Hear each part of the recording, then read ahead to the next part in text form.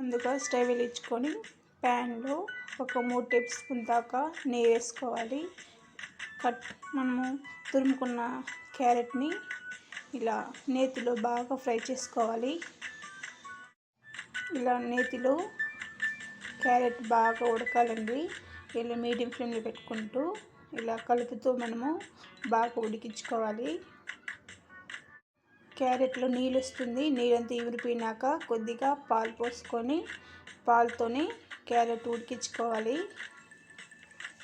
ఇలా కలుపుతూ ఉన్నారంటే కొద్దిగా దగ్గర పడుతుంది. క్యారెట్ బాగా ఉడికి మనము మీడియం ఫ్లేమ్లోని చేసుకోవాలి హల్వా.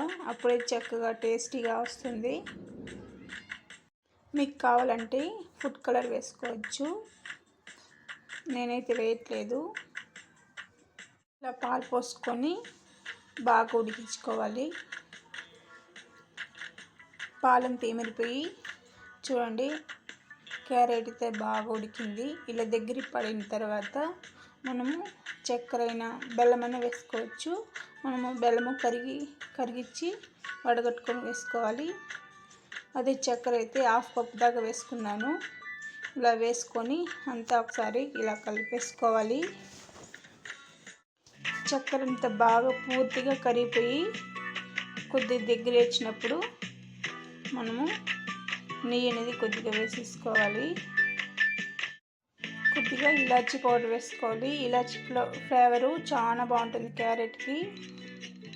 చూడండి పాలంతా ఎమిరిపోయి క్యారెట్ అనేది చక్కగా బాగా ఉడికింది. చూడండి దగ్గర అయింది కదండి. ఇప్పుడు 1 స్పూన్ దాకా నెయ్యి వేసుకొని కలిపేసుకోవాలి. ప్యాన్ నుంచి సపరేట్ అవుతూ వస్తాను చూడండి. మనము తీయగా తినాలనిపించినప్పుడు ఒక 5 నిమిషాల్లోనే క్యారెట్ హల్వా చేసుకోండి. చాలా బాగుంటుంది. జీడిపప్పు ద్రాక్ష వేయించుకొని వేసుకోండి. నేను జీడిపప్పు మాత్రమే వేసుకున్నాను. హల్వా అయితే రెడీ అయిపోయిందండి.